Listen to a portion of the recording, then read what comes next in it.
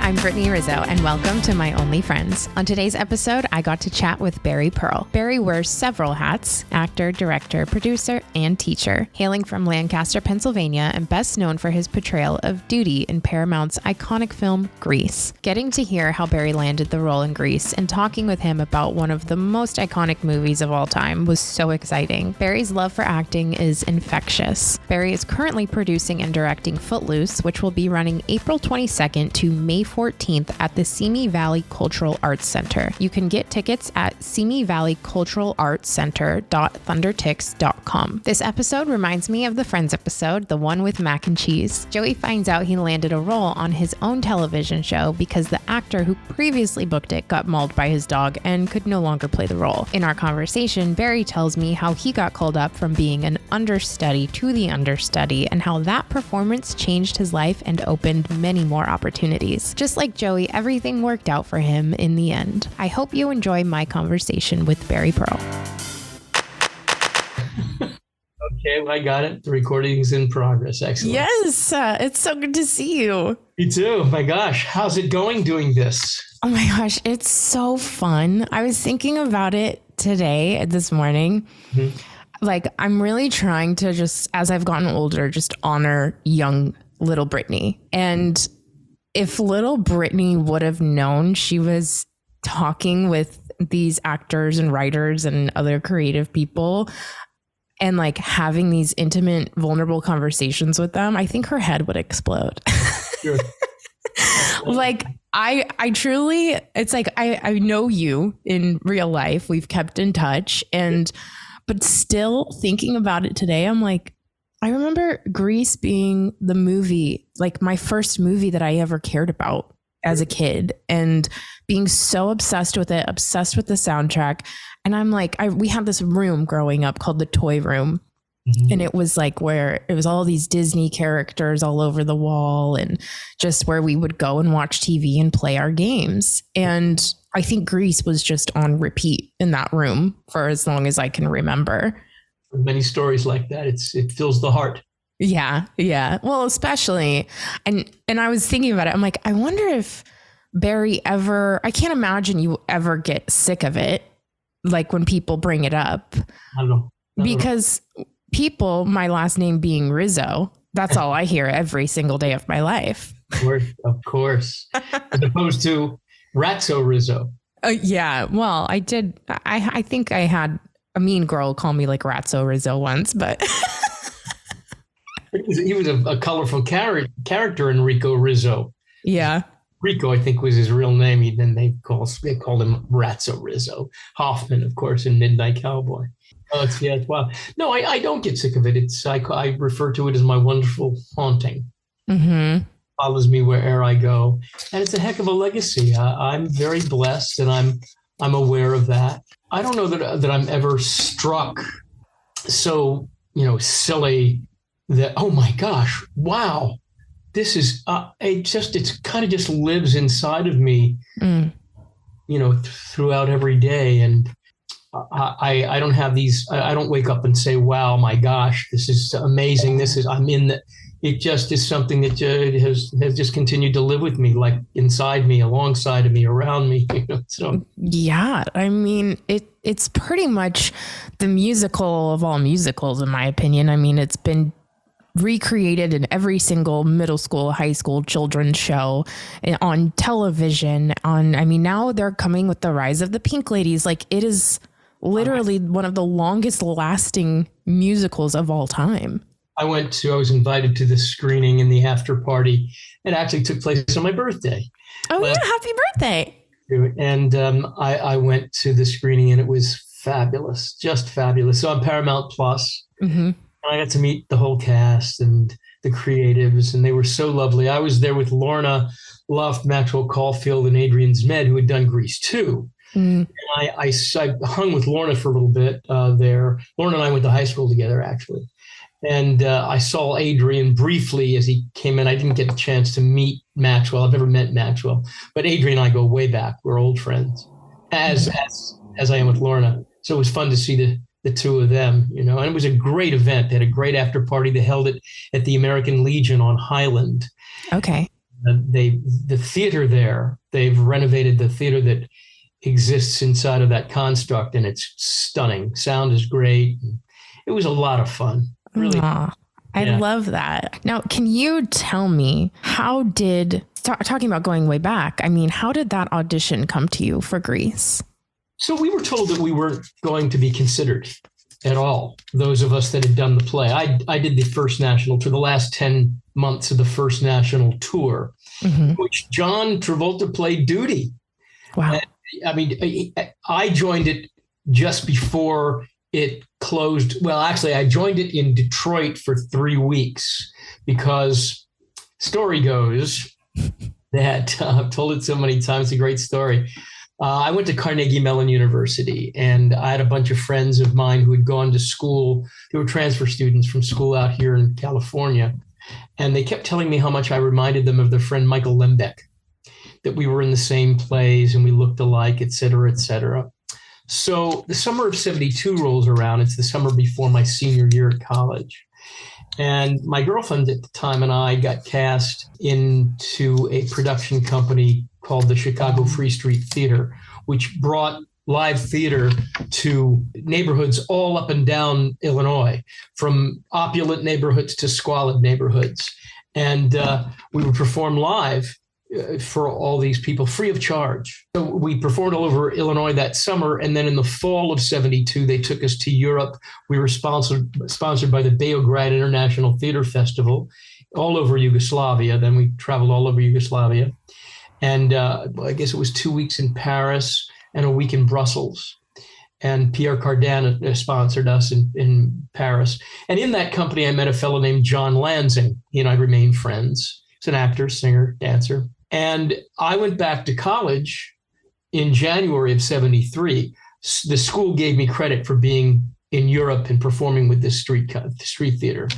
So I went back to school in January to finish up my senior year.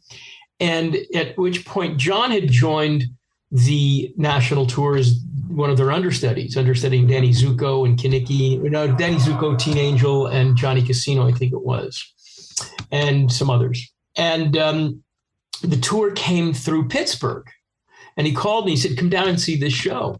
There are parts in it you'd be right for too." So I went down and saw it, and out on stage comes this guy, Michael Lembeck, who my college buddies kept telling me I reminded them of. It was really, Brittany, like watching myself perform. It was weird. So the next day I got on the phone with my agent in New York, and I said, "You got to get me a general audition for this." And they did. And within a week or so, I was in New York just at a general audition. And choreographing was Pat Birch, who I had worked with in 67 and 68 with the Boston company of your good man, Charlie Brown. So she knew my work.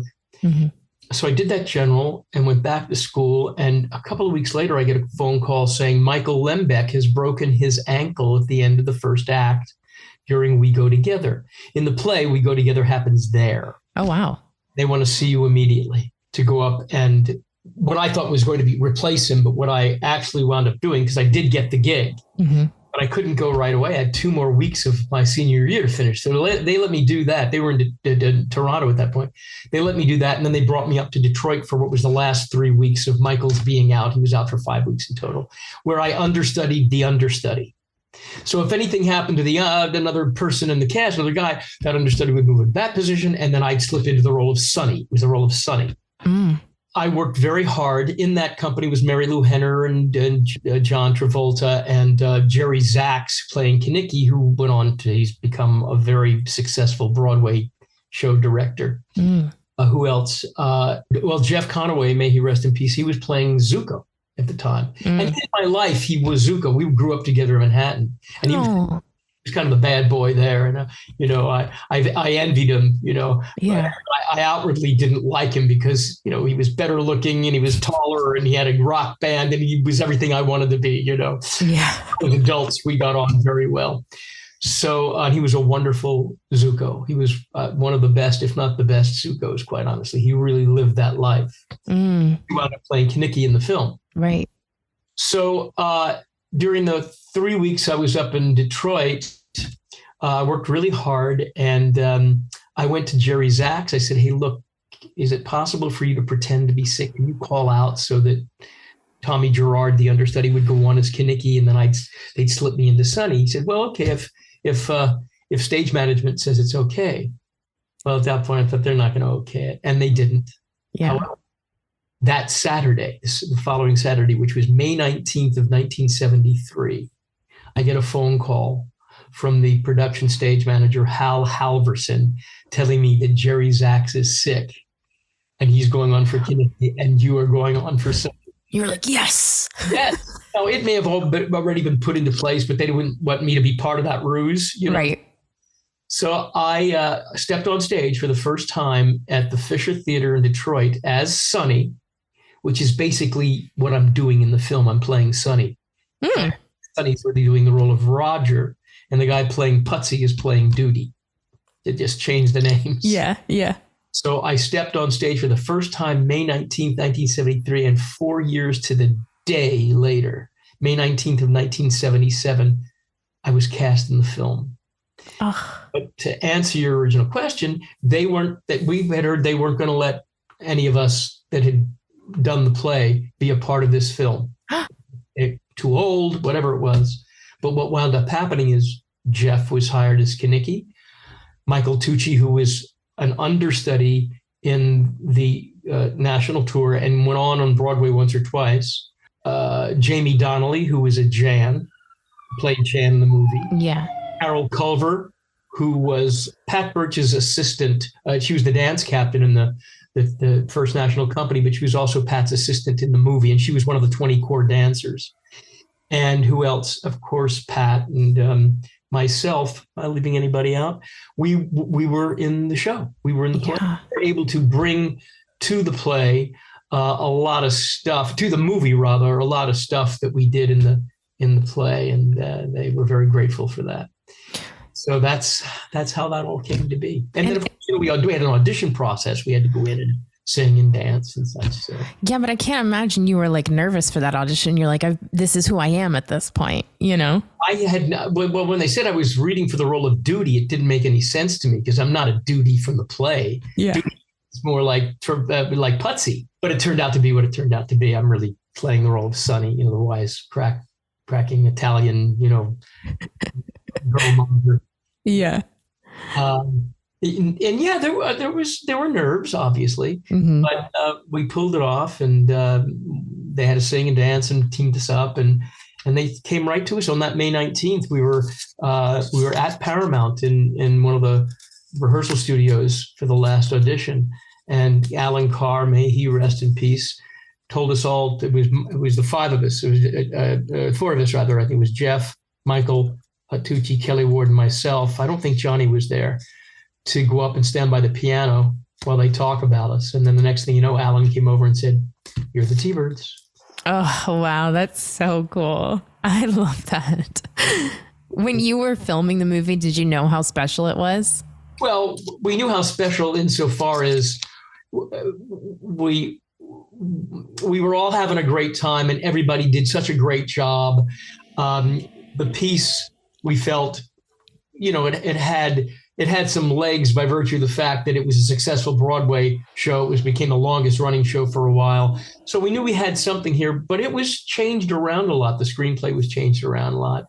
And we knew that Travolta and Olivia, may she rest in peace, you just can't keep your eyes off of them. And everybody got along so well. It was 15 weeks. It was a labor of love, 15 weeks of principal photography. So we were having a great time, but as I've said on countless numbers of occasions, no one has that kind of crystal ball that would let you know that any project is going to be a hit. You do the best you can. And it really, it was a commercial success, but it wasn't the artistic success that they had hoped for. It wasn't until about 10 years after it opened that it started gathering this cult following, if you will. Right. And the rest, as they say, is history. It's become what it's become because generation after generation loves the music, loves the dance, loves the actors that are in it, loves the story, the universal boy meets girl, boy loses girl, boy gets girl story that it is. It just has all those elements. It was kind of a perfect storm in a way. Right. And again, it is so many actors and actresses and performers. It's so many of our first experiences which is so special. I mean, I think every single girl grew up wanting to be Sandy. That's right. And every single guy wanted to be a T-Bird. And like, it's interesting because I'm like, I think I tried to shed the Rizzo of me and I wanted to be Sandy so bad, but now I really am Rizzo. There you go. There you go. Eat your heart out. Dee Dee often talks about the movie being about first kiss, first love, first car, first date.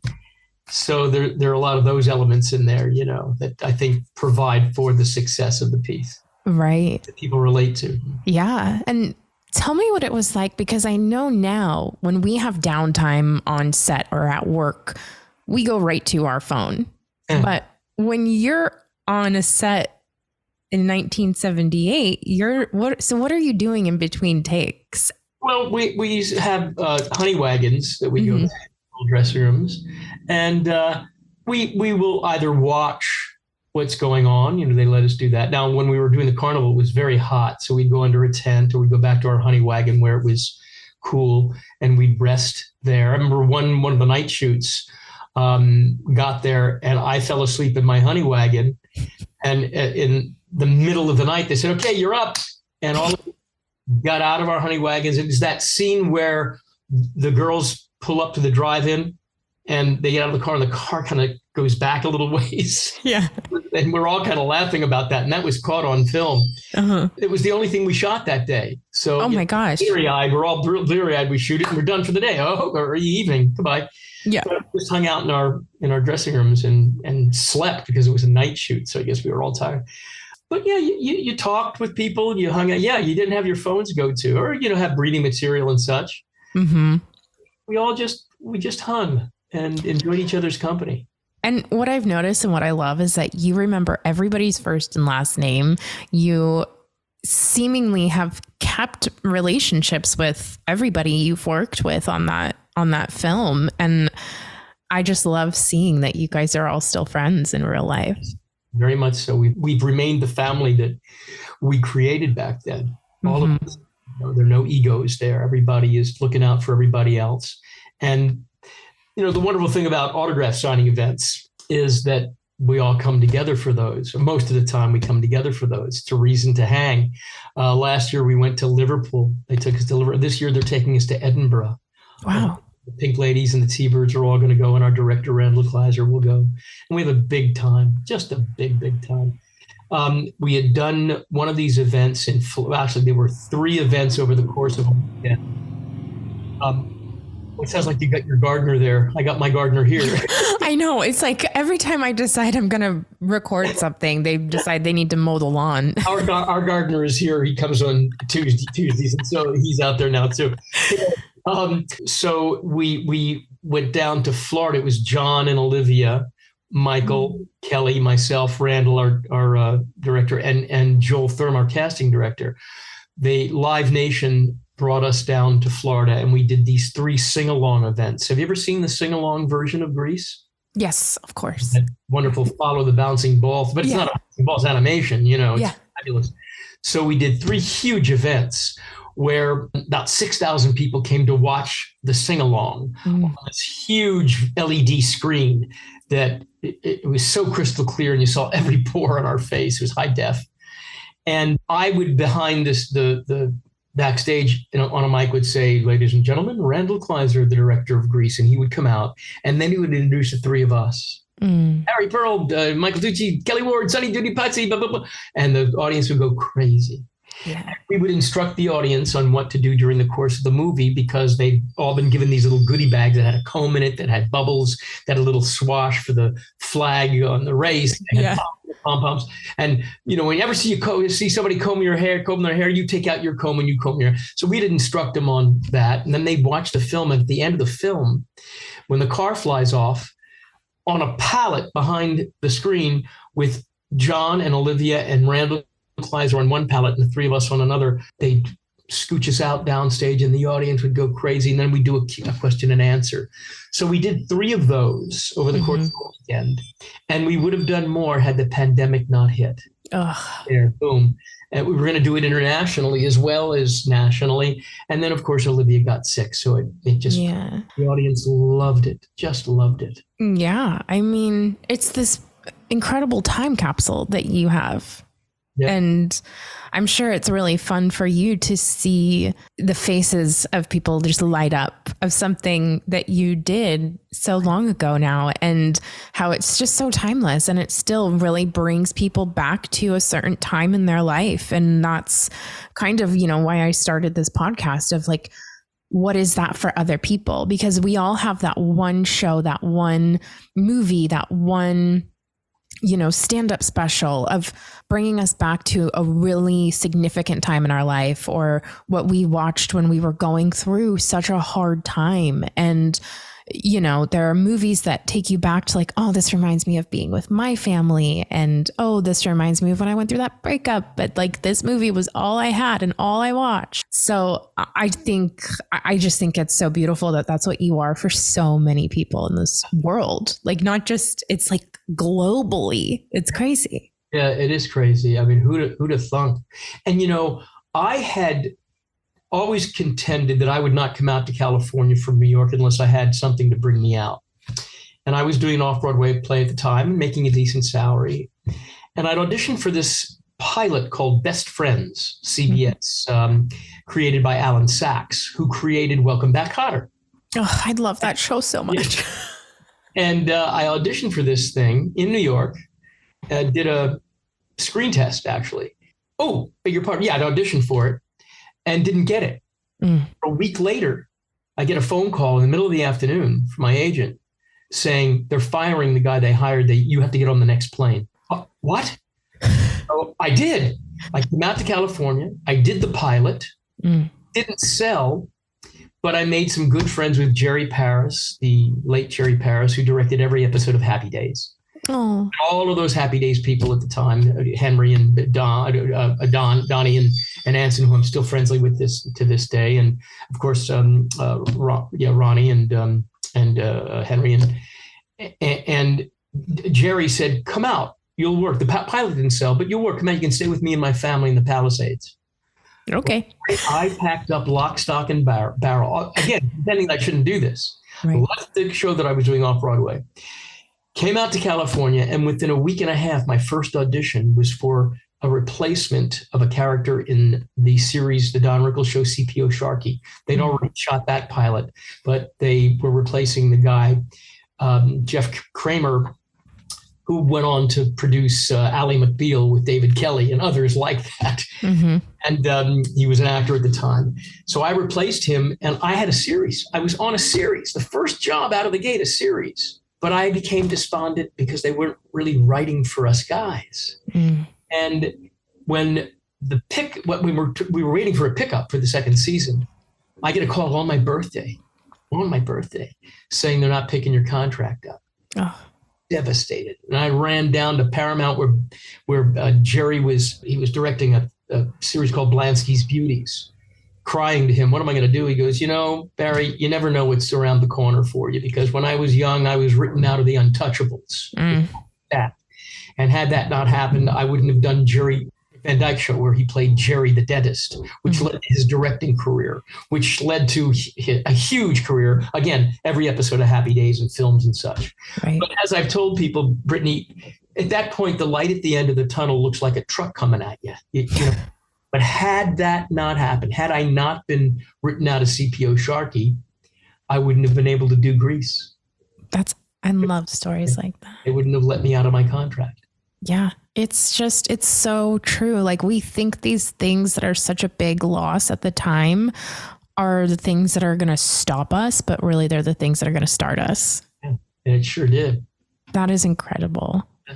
That was within the first 2 years that I got out here. 76, I came out and I got the series, and that went into 77. And of course, within the year, and then at 77, we shot Grease.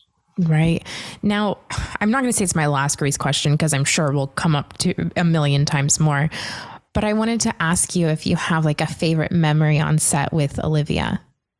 As a matter of fact, it was early in the process. We rehearsed the piece for 3 weeks before putting it in front of principal photography, before going before principal photography. We were in the sound stage and we were all goofing around, and I started hopping around like a kangaroo. And hey, Liv, let me make you feel at home.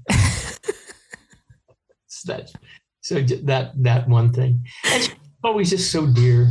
Yeah. Really a terrific lady. Yeah. Just so sweet and so willing to learn. She didn't want to just do this film unless she felt that she'd be able to cut it.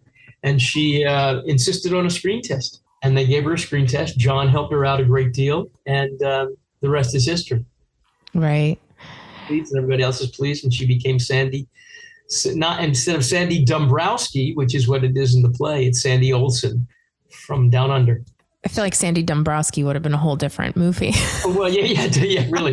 That's the way it is in the play. Yeah. Do you find, because I can quote that movie inside and out, and it'll come up at the weirdest times when I'm thinking about, like, in my daily life, and people are like, I don't know, maybe there's two of us. It's like a horrible impersonation, but like my best friend Sarah and I, we can slip into anything from Grease. So is there something in your daily life that sometimes you're like, oh, that reminds me of this? Like, can you shake it? Rocking and rolling and whatnot. Yes. I say it all the time. I love that so much. Rocking and rolling and whatnot. Oh my God, that is amazing. Been an ad lib on Johnny's part. Yeah.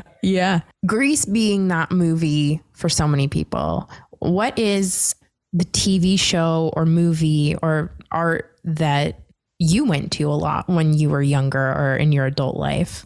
I used to love the black and white Universal horror films and the Hammer film. Horror. I loved horror movies. Really? Which is an adult. But, and the two films that I remember, the first three films I remember seeing are Imitation of Life, the remake with Lana Turner, but the other two much more so. And that was Rear Window, Alfred Hitchcock's Rear Window with Jimmy Stewart, and 20,000 Leagues Under the Sea that starred James Mason and Kirk Douglas. Mm-hmm. And in it, Kirk Douglas is the hero of the piece. Rio Bravo is a Western. Those movies, Peter Cushing and Christopher Lee in The Horror of Dracula, which was Christopher Lee's first Dracula film. So those, as far as that genre. Then West Side Story, Sound of Music, really West Side Story, big time, Sound of Music. I would say those, and then watching the Three Stooges shorts. On television, Sally Starr's Popeye Theater. She'd show Popeye cartoons and one or two Three Stooges shorts. And if you notice, all the work that we do is Sonny, Doody, and Putsy, and Grease is an homage to the Three Stooges. Oh, yeah, totally. The hand gestures and everything. Our director, Randall Kleiser, was also a big Three Stooges fan, too. I love that. I love seeing people's influences come onto screen in a new movie. And like, I had a guest on here, Mark Blutman, who wrote for Boy Meets World, and Happy Days was his go-to show. And, you know, in the seasons that he wrote for Boy Meets World, they have a place called Chubby's, just like Arnold's. And, you know, a lot of that influence comes out, and I love seeing that. Also, as far as TV goes, Twilight Zone was a real big one that I love to watch. Another one called is it Outer Limits? Not so much. It was one called Way Out. Mm-hmm. Another Twilight Zone-esque sort of. Time Tunnel was another one that I liked with James Darren. I forget that, Whit Bissell, Lee Merriweather. And I came to know Lee as an adult, which was very cool. And I think I met James at one point. We were handled by the same agent. So there was a lot of influence there. I wasn't so big on the comedies. I watched I Love Lucy and Honeymooners, and I enjoyed them, but I was really into more dramatic teleplay, you know, and thriller. Which is interesting because I think you're so funny. Thank you. It's because it's what I do for a living. Right. It's a bit of a busman's holiday for me. I can count in one hand the comedies that I've watched. That's Seinfeld, Curb Your Enthusiasm, Simpsons occasionally. Yeah. And I've just recently discovered Big Bang Theory because my wife watches it. Mm-hmm. Very smart show. Yeah. And no friends in any of that. Oh, I wasn't into Friends. Very my heart. Oh, and it's so wonderful. I understand why it's a totally get it. Happy Days occasionally. Mm-hmm. It's because I do that for a living. Mm-hmm. That which entertains me is something different from that. It's an escape from that. Yeah, that makes sense. Look at my DVR and it's all, dramatic teleplay on there. My wife watches King of Queens and yeah, for binging Law and Order. So and I like the old Law. In fact, I like the new Law on the SVU and Prime because I like the players. I'm a huge Christopher Maloney fan. Yeah. So anyhow, those are my influences. And music, of course, there was music all the time. The 78s that I literally have albums of 78 records from show tunes, Annie Get Your Gun, and the like. So that spoke to me too. But even like today, I much prefer going to see a drama than I do a musical. Yeah. And I do mostly musicals. Yeah. Yeah. What was the first time you saw yourself in a character and you were like, I want to do this? Well, very much so. This Sonny character from Grease. Mm-hmm. Oh my gosh, very much so. And then the Artful Dodger in Oliver, which I subsequently played the Artful Dodger. I was cast as one of the boys in the original company, but I wanted to do the Dodger, and I got to play the Dodger. And then I wanted to do Fagin, and I got to play Fagin. Mm-hmm. Years. So yeah, those. You have been so active in theater. You love theater. I'm directing at least now, actually. So when did you switch over from acting to directing? It's not so much as a switch because I'm doing both, but I realized that I wanted to direct way early on, but didn't want to, especially with television and film, didn't want to sit there and observe because a lot of directors do that. They go and they spend a lot of time observing other directors, and that's how you kind of get into the fold. And I wasn't willing to do that because I wouldn't be able to do that and make a living at the same time. Mm-hmm. It was kind of one or the other. And I've done very little TV, and it's been mostly cable access that I've done, all cable access, I should say. But with theater, I've done union theater as well as non-union theater. In fact, this production of Footloose that we're doing now is a non-union production. And the talent in this cast is phenomenal. So I started getting serious about this. I would say I directed my first production of Grease in the mid 2000s, I want to say. Gosh, I don't remember when that was. For the Mount Gretna Playhouse in Pennsylvania. Mm-hmm. The gentleman hired me to direct it. And it was an equity production. And there was one equity contract. So it was a LORT contract or whatever that particular contract was, League of Regional Theater contract. And I was able to pull it off because of my knowledge about how to put a show together from the actor's point of view, right. and seeing what goes on in the other disciplines. And it was successful. And I directed a production of it for Cabrillo Music Theater, which is now 5-star theatricals. And I did that one with Kelly Ward, who played Putsy in the film. Yeah. He's an amazing choreographer and teacher and director himself. And then just one thing after the next. And then I hooked up with my friend Paul Panico, Paul Panic Productions. And it was actually Joey Travolta's wife. So John's sister-in-law, Wendy, who I was working for Joey, which I still do, with his Inclusion Film Company. We teach film arts to the special needs community all over the United States. And Wendy, Joey's wife, was working for a woman who had a preschool, and she was wanting to produce a production of 13. The Robert Brown musical, true musical. And Wendy said, why don't you call Barry? That began my relationship with her and with Paul Panico. And since she and Paul have gone their separate ways, and my wife and I formed a company called Bar Sinboo Productions, Productions. And we produced another production of 13 at Simi Valley Performing Arts Center in Simi Valley, California. And we're now producing Footloose along with our friend Paul Panico. And not only am I producing, but I'm directing, and I have a wonderful co-director, Michelle Elkin, who is also the choreographer from heaven. She's amazing. She did our last production of 13, and she's choreographed and co-directed this, and she's just fabulous. It opens on April 22nd, and we play weekends through May 14. And I'd love to have your listeners come out and support this production. And I was going to give you a website that you can have your listeners go to in order to get tickets. And it's ThunderTix. So you can go to Simi Valley Cultural Arts Center. It's all one word, .thundertix.com. And I'll spell it SIMIVALLEYCULTURALARTS Center, spelled CENTER, again, all one word. ThunderTix is spelled TH. Oh, by the way, it's Simi Valley Cultural Arts Center .ThunderTix, spelled THUNDERTIX.com.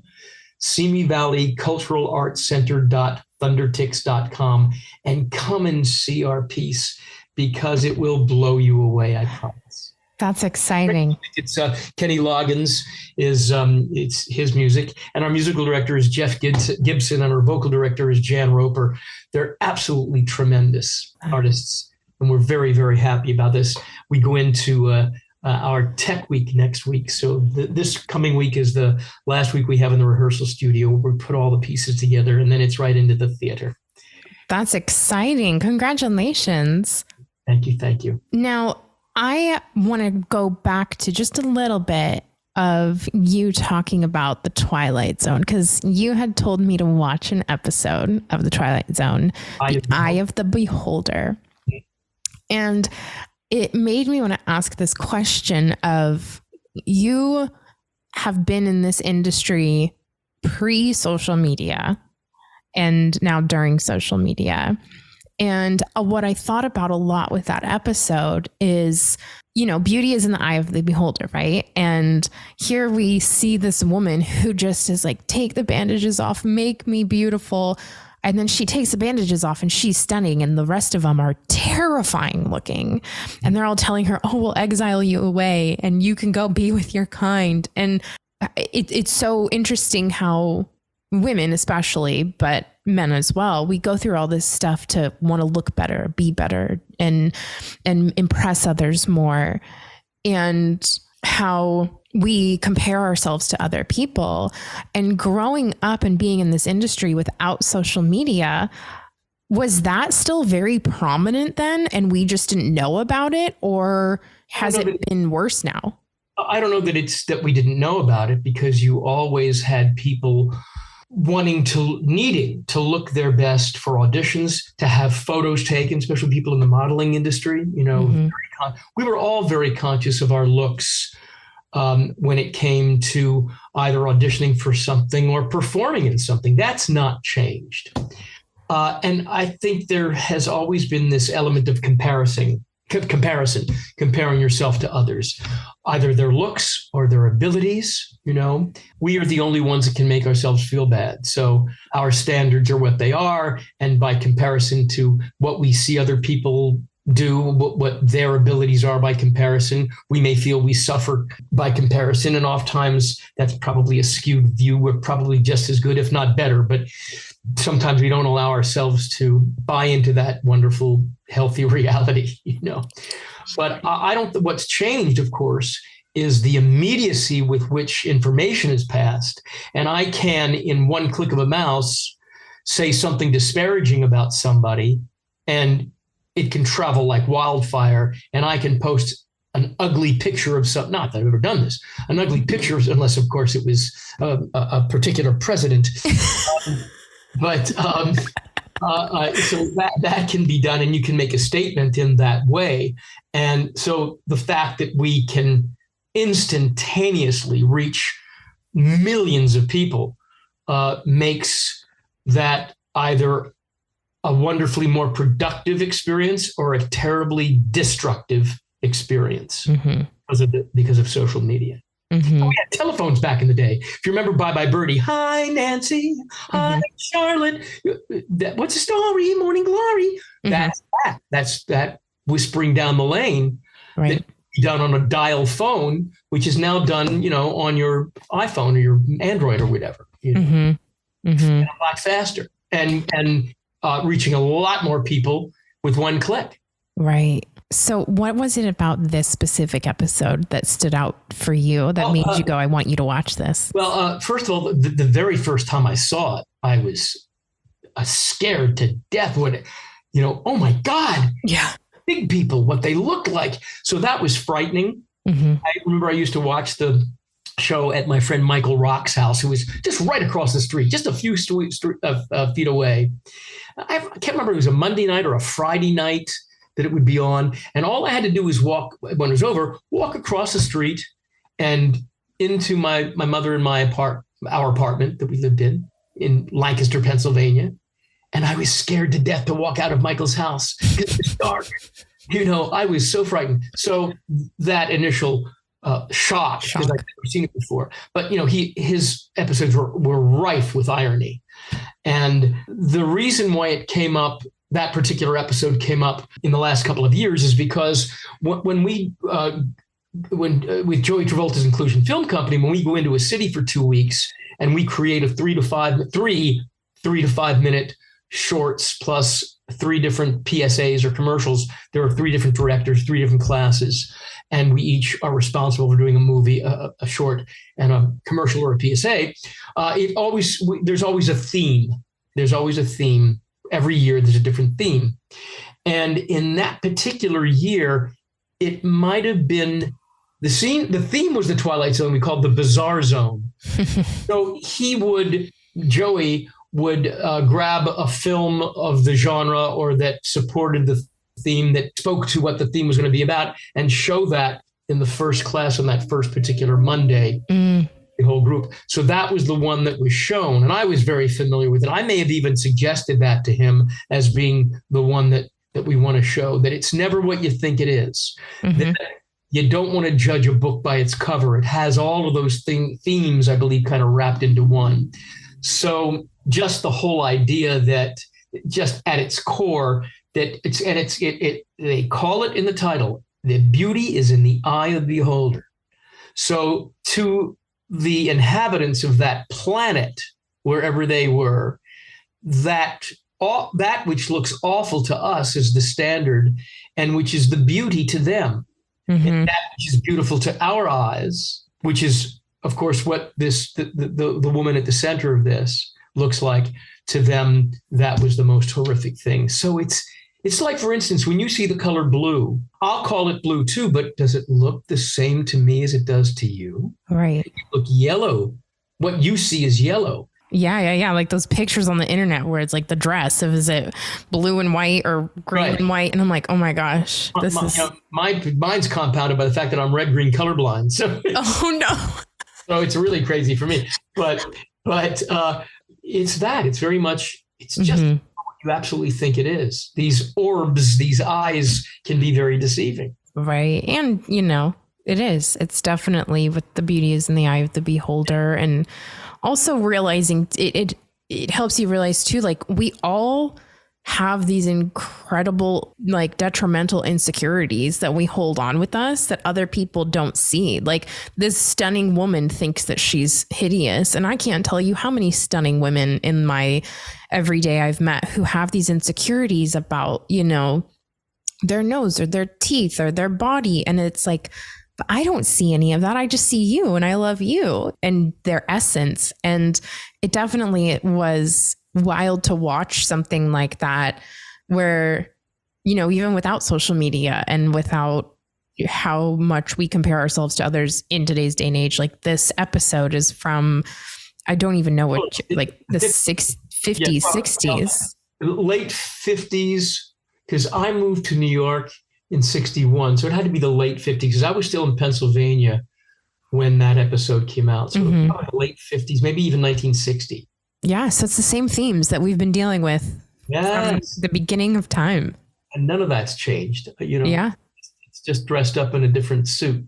Right. Now, in this industry and in daily life, what do you find balances you out, and what do you find helps you like maintain a positive attitude about still working in this industry after all this time? Like, how have you maintained the longevity and not let it like crush your soul and become jaded? Because a lot of people, I think they are like, I can't take it anymore, the rejection, or they just kind of give up because they had to go get a quote unquote real job and they couldn't do it.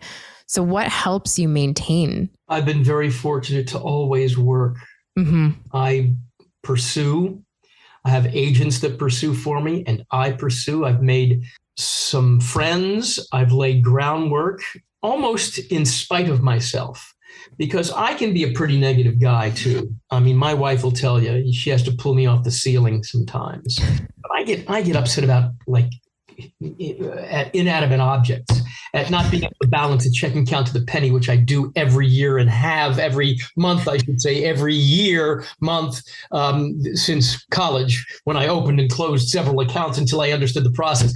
You know, I mean, it's stuff like that that drives me crazy. Mm-hmm. But I suppose theater has been the saving grace when I haven't been able to land film and television, because those jobs are few and far between for me. Mm-hmm. Mostly theater that's kept me alive, whether it's working and being paid for it or doing waiver theater, mm-hmm. which I've done just a few waiver productions. I've been, again, very fortunate. Whenever I'm a member of a theater company, people get a little ticked off because I can't be there to do other things for the company because I'm off working, or I can't even be in a show because I'm off working.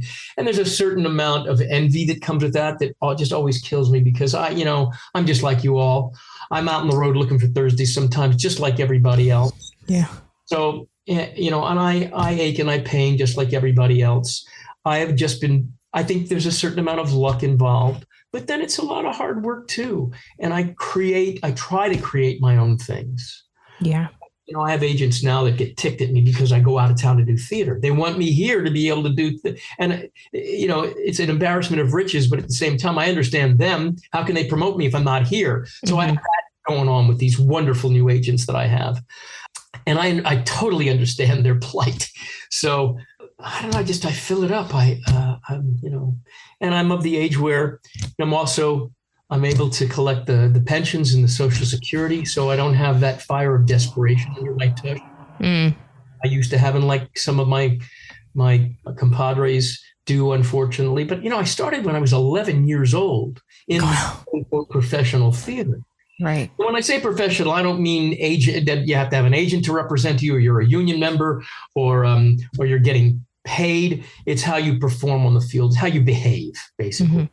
So, but when I talk in these terms about professional theater, it was the first time I ever got paid, and it was in a union production. It was Bye Bye Birdie on Broadway when I was 11 years old. So I started back then to start to build the pension and health, almost in spite of I had no clue, growing up. And then I got it now. I need to keep working to get my health insurance. Right. You have those particular fires under you to stay on top of things. So I've managed to do that. And again, very fortunate. Health has been fairly decent to allow for me to do that as well. So there are a lot of stars that align properly. And then I have an amazing woman behind me, in front of me, aside on who keeps me sane. And believe me, she's a saint. People will tell you that. I'm a bundle to live with. I really am. Well, as a fellow Aries, I could imagine. Oh, absolutely. Aquarius. So, she's the water that puts out the fire. Yeah. That's what you need, that balance. Exactly. Now, you direct a lot of young actors. Mm-hmm.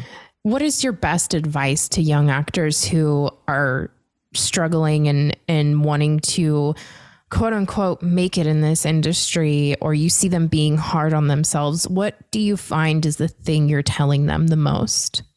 To get a formal education, to study psychology and history and languages, and take your acting classes and your speech classes and your movement classes as maybe a minor. I had to do it the other way. I wasn't academically inclined. So Carnegie Mellon at the time was pass fail. The drama department is pass fail. I don't know if it still is. And I auditioned for Carnegie. I auditioned for Juilliard, and I turned down my audition for Boston University because by that point I'd gotten into Carnegie. And I loved those 4 years, even though much of what I learned in terms of my craft came after I graduated, studying privately. So I was able to get the college degree. Is that going to help me get a job? Not necessarily. And certainly had I studied the psychology and such, those provide tools that help you to slip into the skins of the characters that you're going to play. Mm-hmm. So I encourage the folks that have not gone to college yet, that are high school considering, go to school, get that out of the way. You'll have a great sense of completion there, and then study privately. And if you haven't gotten your union card right away, then do waiver work, do non-union films, get a reel together, a demo reel together of those kinds of things. And then when you can, and this is a double-edged sword here, I encourage people to become part of the union, because that's where you start to build your pension and health. Though it is tough, especially for women out here in California. There's much more non-union work for women and for people, actors and actresses on the whole, because many production companies are only offering 3 contracts or 4 contracts when it's a cast of 20. Mm-hmm. So they're gonna hire the non-union folks first. Well, maybe not first, but they're going to see what they can get non-union wise, and then fill up the contracts, because they're the easiest ones to do, in that people will always come out to be paid the scale plus whatever, the union people. But if they can get a lead who is non-union, then they can throw that contract to a lesser, more subordinate character, or character. So there's no one blanket way to do this, Brittany. Mm-hmm. But I encourage people to get as much education as they possibly can, and study, and then go out and practice the craft in all ways possible. By that, once again, I mean do shows that you don't get paid for, or you get a stipend for, do student films to gain a reel for yourself, a demo reel, and get good pictures taken, send them out to agents, to talent agents, because agents they're always looking for people, and they get yourself represented and out on the field and audition for things. Mm-hmm. I really love that you said to study psychology. And well, it is a podcast that ties television and art into mental health. And it brings me back to like how themes are still the same, from the 50s to now. How have you seen, and how has it helped you, how much more openly people talk about mental health? And like, do you wish that it would have been something people talked more about when you had just become an actor in this business? Oh, certainly. What harm has it done by enlightening people to the plights of folks who are on the spectrum, who have problems with mental health? Mm-hmm. It was ever thus that there have been problems like this, but now when you shed light, people hopefully will come forward to offer a hand. Right. That could be a helping neighbor, or it can also be someone who goes and studies and becomes a psychologist or a psychiatrist to be able to address the problems that face people who have these things going on in their lives. Mm-hmm. How could it hurt? It's like people coming forward and saying, those people that say, who was it, to Glenn Campbell, that he has Alzheimer's. Now let's expose this. Or all of the wonderful women who have come forward about their breast cancer, mm-hmm. to shed light on it. Olivia was one of those people that walked that talk. Right. Made a productive, positive impact by way of what she was going through personally. Mm-hmm. I get to go to her wellness center in Australia at the end of June. I'm going to Melbourne, not Melbourne. I'm going to Melbourne, Sydney, and Perth in June, at the end of June, to do a couple of autograph signing events for Fonzie's Diner and the Supernova in Sydney and the Supernova in Perth. And just myself, my other compadres, we won't be getting together again in mass until we go to Edinburgh in October for the Scotland Comic-Con in October 7th and 8th, I think it is. That is so exciting. I love that. Then I think a couple of us are going to Texas and Arizona, I want to say. That might be Michael Tucci, Kelly Ward, and myself are going to do a couple of autograph signing events there. But the Fonzie's Diner is kind of like our Mel's Diner. Yeah. It holds about 60 people or so. So I'm going to do a private event there. And then the big Supernova in Perth and Sydney with a bunch of press and everything. It's going to be exciting. And then I'll go to Olivia's center and see what she's left there. But the whole idea, once again, is to shed light, to not keep it under the rug, and let people know how they might be able to get some help by shedding the light. Absolutely. Now, when you are having a rough day and you just need to decompress, what's your first thing that you do? I take a gummy and a martini. Hey. Wanted to know. Sometimes I'm old-fashioned. I love that. What kind of gummy? So I've discovered them because, when I was in college, I smoked pot even as an adult, but I'd always get high and think, God, why did I come here? This is just too much. Well, like just pure despair when you're stoned. Why did I do this? I'm too wasted. But it was only one toke I took. Yeah. So some dear friends of mine in Northern California a couple of years ago was up there teaching, and I was invited over to the house. And my friend gave me a gummy made by a company called Wild, WYLDE. And they're almost like Sour Patch Kid type things. Yeah. And they come in 5 and 10 milligrams. I think he gave me a half of a 10. And it was so measured. It wasn't like whacked out, Tom. I thought, whoa, this is nice. I become a little introspective. My wife will always say, have you gummied? Because I talk a lot. I said, yeah, I took a gummy. So there are a lot of these green stores all over the place. And I'm stocked up with Wild. And then there's a company called Kush, Kush, I think. And my friend just gave me one from Kiva, Kiva. And they're all different flavors, cherry, sour apple, this and that. Yeah. So, and it's best you do it on an empty stomach. So I'll make sure, and I have to make sure that nothing is on the schedule for the following day or for that night, because sometimes I'll take it and all of a sudden I'm hit with a responsibility, and I go, oh no. More. And it happened not too long ago. I was in Florida doing Anything Goes. Oh my God. I gummied and I martinied, and my agent got in touch with me. He says, to say, you have a self-tape audition due tomorrow. I said, no. No, we're 3 hours behind. Yeah. And I had nobody to help me with the self-tape because everybody at the theater was a day off after the next day was a day off. So I was going to be seen. Right. So they were able to push it. And it just so happened that following day, a friend of mine who had moved down to Florida from California is doing a history on Kay Cole. Kay was the original Maggie in Chorus Line. And we're all dear friends. So this friend of ours is down in Florida, and she said, can I come up and do a videotape of you talking about Kay? Absolutely. So she was traveling up that Wednesday morning. And when she got there, I said, you know what? You got the camera here. Can we do this self-tapey thing it was for Blacklist. I think it was for, oh yeah, sure. So we got it in time. Good, done. So my foibles the day before. That is amazing. Oh, the heart starts beating. Oh my God. But anyhow, the point is that that's what I have, because everything's so measured, it's not wacky time.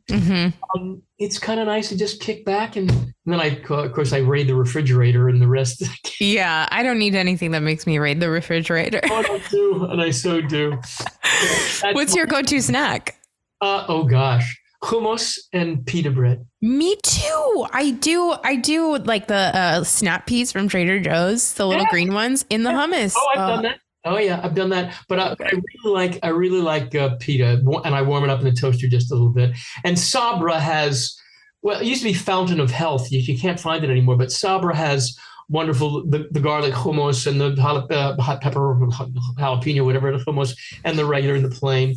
So it's a wonderful, healthy snack that I enjoy. And then wasabi peas. I don't know if you've ever had dried. Yes. Wasabi. Oh, tremendous. It wasn't us. Yeah. That is so funny. I absolutely love that. I was so not expecting that answer. I'm like crying. I was laughing so hard. That is really funny.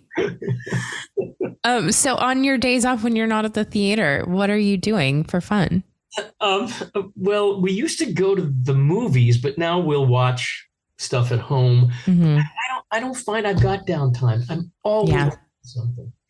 And then for relaxation, I love to watch my shows. Like Organized Time and SVU and Your Honor and some HBO stuff. And I told you I saw Rise of the Pink Ladies. I got to Paramount Plus because last Thursday, I guess it dropped with the first and the second episode. I haven't signed up yet, so I've got to do that. Because I thought they did a great job. They just absolutely did wonderful. Yeah. One day I'm like, I keep missing these opportunities to play Rizzo, but one day I'm going to do it. Good. You're a Rizzo. Absolutely. You're still young looking enough. Yeah, I can do it. I can do it. I mean, you guys were a little bit older than high school when you did the movie. Yeah, sure. I was 27 when I did the movie, and if Stockard Channing was in her 30s, so if she can do it. Oh, perfect. Then I'm in the perfect age range. Well, Barry, tell people one more time where they can see your production of Footloose before we go. So the production of Footloose can be seen at the Simi Valley Performing Arts Center. It's also called the Simi Valley Cultural Arts Center. And I want to say there is a telephone number here someplace that you can call. For information, please call 805-583-7900. And then you can go to that Thunderticks address that I had given you guys. It is, and this is a Simi Valley Cultural Arts Center .thunderticks.com, or at that telephone number I gave you. It's Footloose. We open April 22nd. We play weekends, and there are some matinees on Saturday, and I believe there might be a matinee on the Sunday. That is the show on Sunday's a matinee. We play weekends through May 14. So please come and see this wonderful production, co-directed and choreographed by my dear friend Michelle Elkin, produced by my wife and myself with Barson Boo Productions and our friend Paul Panico at Panic Productions. Allison May and Paige Laughter are also producing partners. And our musical director is Jeff Gibson. Our vocal director is Jan Roper. And we're having a big time, and we want you to come out and have a big time with us, please. Cut loose. Foot loose. Yeah.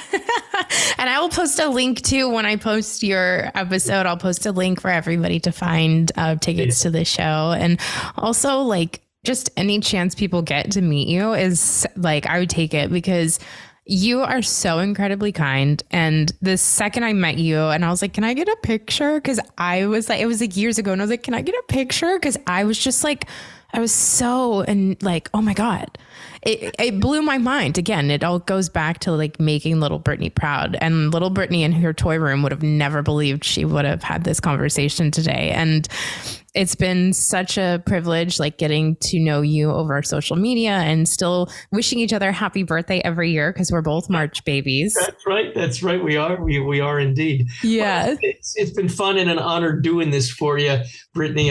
We've wanted to do it for a while now. I'm glad we were able to finally pull it off. So yes, thanks for having me on your podcast. Of course. Thank you so much. Enjoy the rest of your day and take a gummy for me tonight. You bet.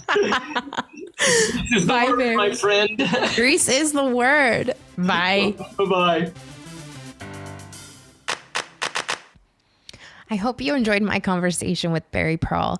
I wanted to come on and just say thank you to everyone who has been so supportive and kind throughout my podcast journey. I'm having so much fun doing this. I'm learning so much, and hearing the feedback of the listeners of how certain episodes have been impactful for you or have helped you get out of a funk or make you feel less alone just truly means the world to me. I wanted to share that I do have a new website, myonlyfriendspodcast.com, that I'm super proud of, where you can find links and bios to all the guests, all the episodes, and it's just really beautiful to look at also. And if you could listen, share, write a review, subscribe, all those really fun, cool things. That would be so amazing. And it means so much to me. And I just hope these conversations are helping you on your day-to-day. Thank you again for all your support. And we'll see you next week with a new episode of My Only Friends.